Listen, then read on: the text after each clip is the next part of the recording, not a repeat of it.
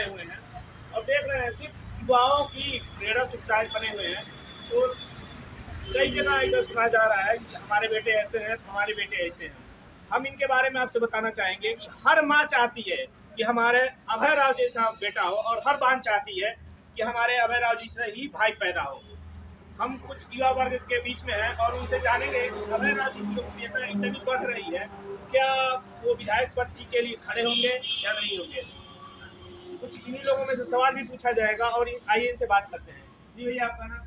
अनमोल कुमार गुप्ता। अनमोल कुमार गुप्ता जी। जी।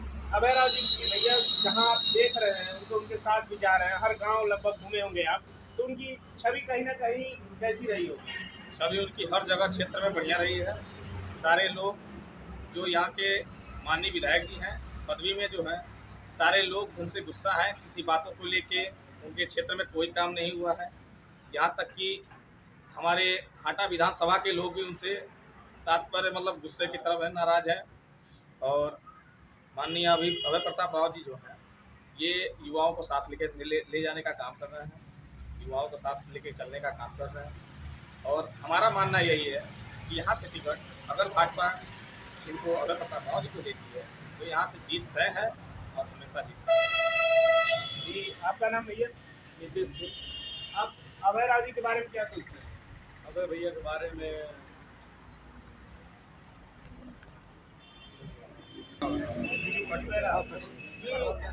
राव आप भी हैं और अभय भैया भी हैं, तो उनके बारे में आप क्या सोचते हैं और लोगों के प्रति क्या जागरूक बताना चाहते हैं? जी, जब हम पहली बार यहाँ पे आए तो हमें मेरा यहाँ गाड़ी लड़ गया था, तो जब हमसे पहली बार मिले अभय भैया से तो हम अपनी बात को रख के देखिए भैया ऐसी सी बात है, तो ये एक बार मेरे कहने पे और तुरंत मेरा गाड़ी छुड़वाया, तब से हमसे थोड़ा जुड़े और धीरे धीरे जुड़ते गए और सारे लोग मतलब इनसे मिलते हैं और मतलब ये युवाओं को लेकर चल रहे हैं। और सबसे बड़ी बात ये है कि ये युवाओं को रोजगार के लिए लेके सबको कहते हैं कि ये युवा ही यहाँ का होता है जो मतलब सबको जी भैया, आपका नाम?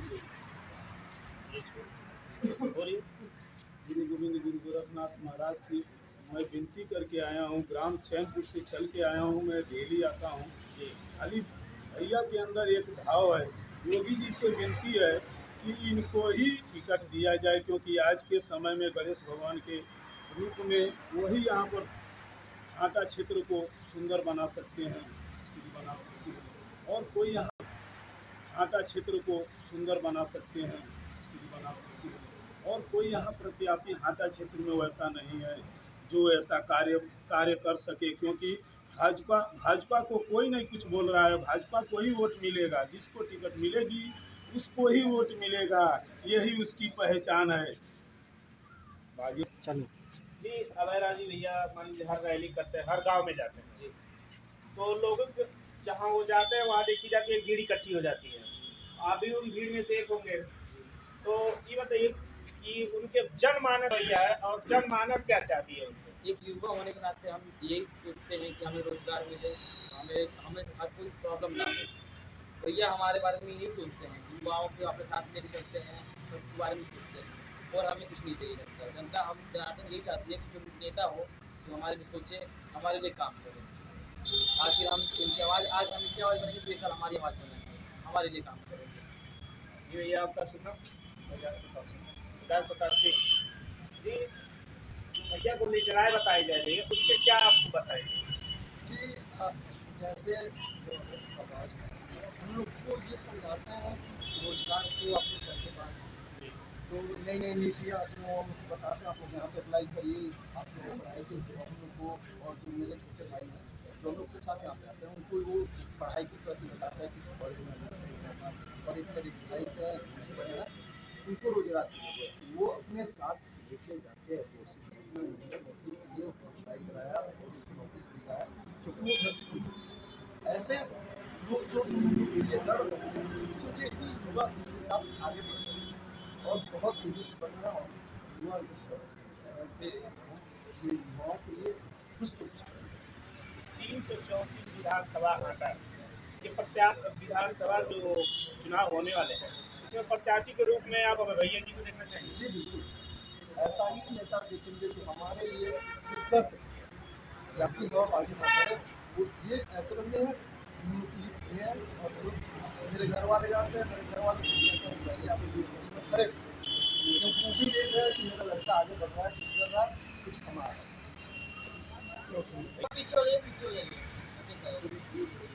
जी भैया, इस समय देखा जा रहा है कि हर प्रत्याशी अपने और हर वोटर को लुभाने की कोशिश कर रहा है। तो ऐसे में भारतीय जनता पार्टी से लगभग 24 लोग आए उम्मीदवार। आप युवा वर्ग के लोग हैं, हर गांव से आए हुए हैं, हर जगह जाते हुए। तो ये 334 विधानसभा हाटा के किस प्रत्याशी को आप देखना आगे बढ़ रहा है, कुछ कर रहा है, कुछ कमा रहा है।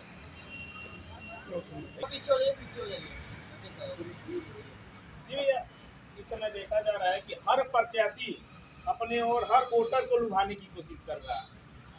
तो ऐसे में भारतीय जनता पार्टी से लगभग 24 लोग आए उम्मीदवार। आप युवा वर्ग के लोग हैं, हर गांव से आए हुए हैं, हर जगह जाते हुए। तो ये 334 विधानसभा हाटा के किस प्रत्याशी को आप देखना चाहेंगे? युवा है इसलिए उन्हीं को चाहिए। और युवाओं को लेकर चलते हैं हम लोग युवा नेता पसंद कर रहे हैं, क्योंकि हम लोग के जैसा मिलेगा तो हम लोग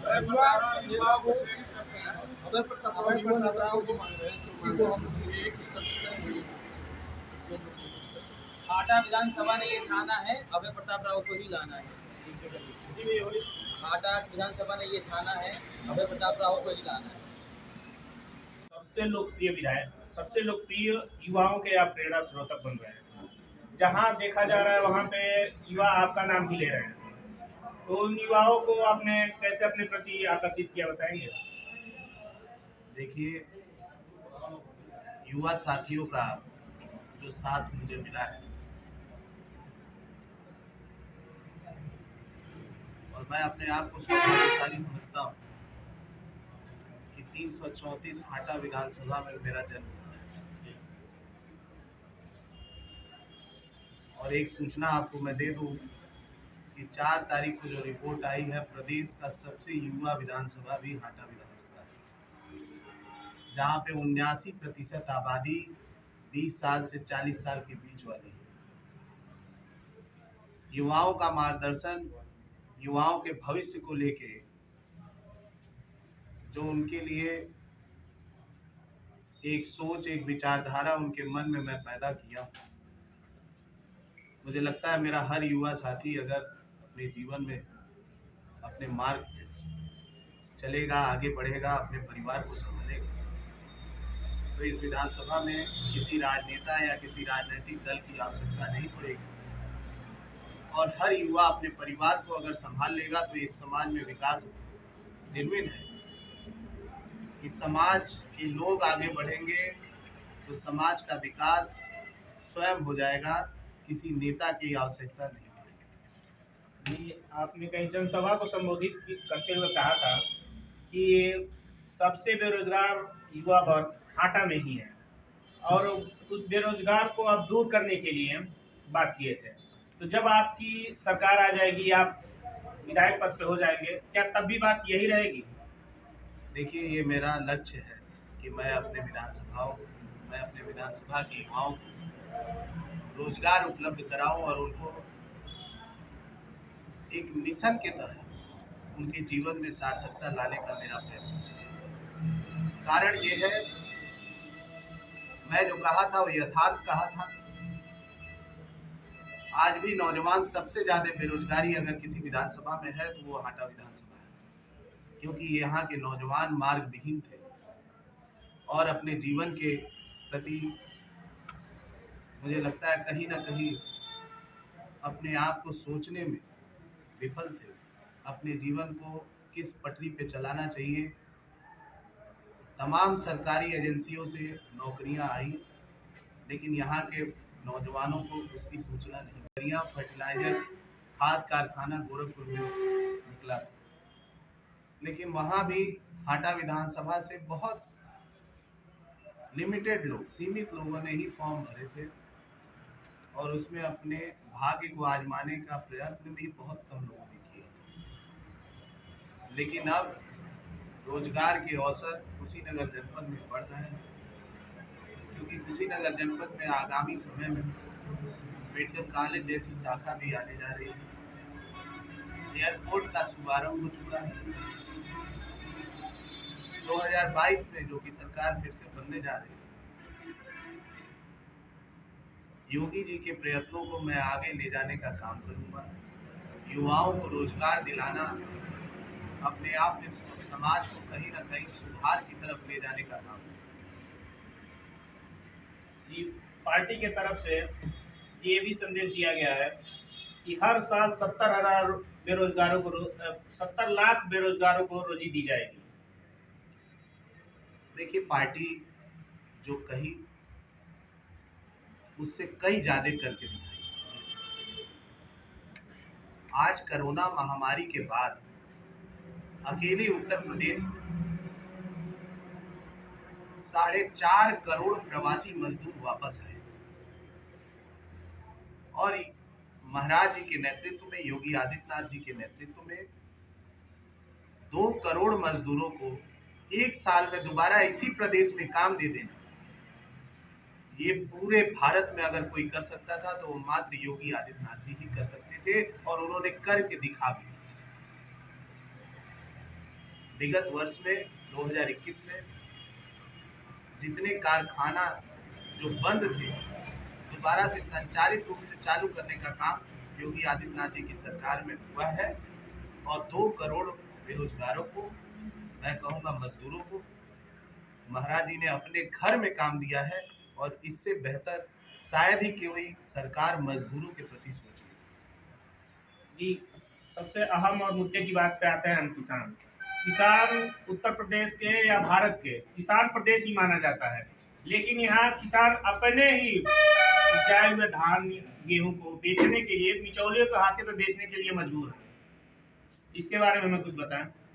देखिए, बिचौलिए हर सरकार को बदनाम करने का काम करते हैं, और जहां तक भारतीय जनता पार्टी की सरकार किसानों की सुविधा के लिए जो काम आज योगी जी ने किया है, किसानों की सुविधा के लिए जो काम आज योगी जी ने किया है, आप देखे होंगे 2017 से पहले गांव-गांव क्रय केंद्र नहीं थे, लेकिन आज हर 2 गांव पे क्रय केंद्र की सुविधा सरकार ने किसानों को दी।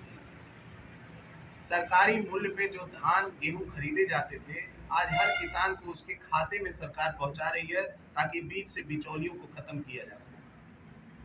थोड़ी सी जागरूकता की कमी की वजह से मुझे लगता है कहीं ना कहीं किसान परेशान हो रहे हैं, और मैं अपने युवा साथियों से एक अपील भी किया था, और फिर आज आपके चैनल के माध्यम से मैं करूंगा कि आपके गांव में जो भी किसान है,